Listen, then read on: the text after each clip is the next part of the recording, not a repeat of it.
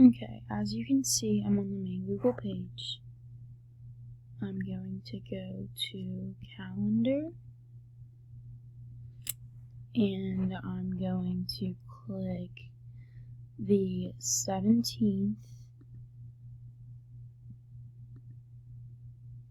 Wait, 17th. I'm going to create a conference meeting.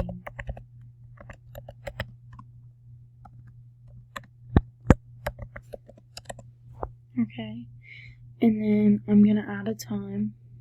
It's gonna be from, let's say, 10:30 to 11:30 a.m.